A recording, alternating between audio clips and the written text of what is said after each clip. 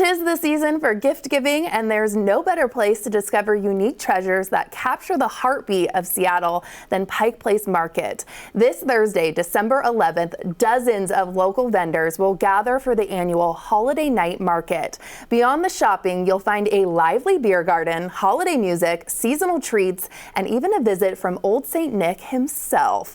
Joining me now is one of the artisans who makes Pike Place Market so special, Joshua Marceau, also known as the native silversmith. Hello. Good morning, Kelly. Oh my gosh, this is awesome. So you're one of about 60 local businesses taking part in this year's market. Can you share a little bit about your business too? Yeah, so I'm a Native American silversmith. I grew up on the Flathead Indian Reservation in northwestern Montana.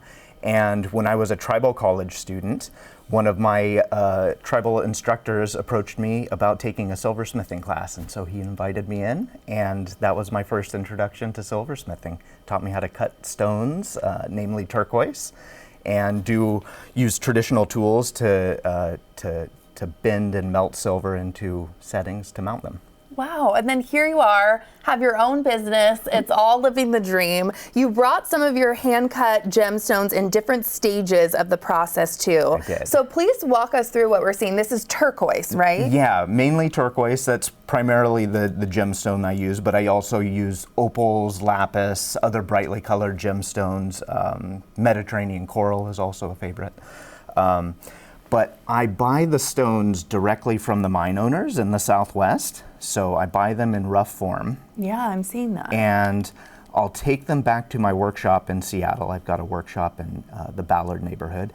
And I will slice sections off of the larger chunks. How are you slicing that? With what tool? It's a diamond-coated saw blade, essentially a tile saw that runs through a bath of water to keep it cool and to keep the dust down. But diamonds will grind through just about anything since they're so hard. So I slice the sections off, and I will glue the sections of turquoise to the head of a nail, just with super glue.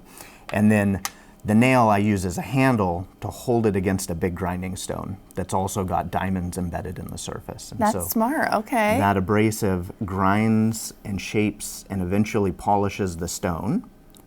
And then after I've got the stone shaped, I will design a setting out of sterling silver. And since all of the stones are freeform cut, you have to design each setting individually for the stone. So it's really personalized and unique, every single piece. There's no like two of a kind. They're all one of a kind, yeah. Wow. In fact, I have a really hard time making duplicates when people request them. Good point. If they want like a best friend necklace, you're like, oh, yeah. I don't know about that. Okay, so when it goes through there, then it's more about the silver and the setting process. Right. Tell me about this. So after I cut the stone, then the process of using the silver to create the setting. Oftentimes I'll use fine silver. So these come from coins that are, the silver's mined in Idaho, from a famous silver mine in Idaho. And then I melt these coins down in a crucible with a big torch. And so this is the form of silver that if I let it solidify in the crucible, this is the raw silver. But if it's still molten, I'll pour it out into an ingot mold and I'll cast these little silver rods. And then I've got a big hand crank rolling mill that has a bunch of dies. And so I will roll this rod out. It reduces the diameter and it makes it super long. And so I mill my own wire that way. And then the wire gets flattened through a flat portion of the roller into this ribbon. And then that ribbon I will twist to make different patterns. And I use those patterns for earrings. Yeah, so these are the different the settings, earrings. Those are stunning. That I make out of the coins. But I also use these components to make the settings as well for the From start to finish, how long does one of these pieces? I imagine it really differs, but this is really a true labor of love. Yeah, it from start to finish, it takes a couple days to cut the stones, get them polished, to mill out the silver if I do it all in one pass. I try to work in batches and do, make a long portion of silver that I won't use, but I'll have it on hand. So that cuts down the time and makes it a little bit more efficient. But it takes a while. Oh, all these settings are really unique and beautiful. You're going to show me with a blowtorch? Is this what? Okay, yeah. Okay. Take it away. What are you showing us? So I'm going to show you how I make some of the other components. So I work on a charcoal block, and this basically reduces the oxygen in the atmosphere, makes it so the silver doesn't oxidize when it's red hot. So what I'm going to do is I'm going to ignite this little butane torch, and I don't know if the camera can pick it up, but there's a blue flame, and right at the tip of that blue flame, they can see it, yeah. That is the hottest part. So I'm going to let that linger over some scrap pieces of silver that I've got on the charcoal block, and you can see that as the silver heats up and hits its melting point, it automatically goes forms into like a ball. into a little silver sphere. Yeah. And so no matter what the shape is before, it always, and I've got a titanium pick that I can move things around with. So these little silver spheres I call silver raindrops, and I will actually use those silver raindrops as decorative elements in the final setting, and this is how I hang them from the chains. Oh, yes, that's what we're seeing there of what you just made. Yeah. Whoa, that is so cool. This would be so fun. I feel like you have the most fun career and job. It is. It's super fun. Can I you love the tell process. me too about some of your finished pieces over here? These are all I am a big turquoise girly, so I'm just really drawn to all of these. Yeah, thank you for asking. So again, a lot of the turquoise comes directly from the Southwest. I definitely have a few favorite mines that I like working with. So I'll go down and visit with these guys, the people who actually dig the stones out of the ground.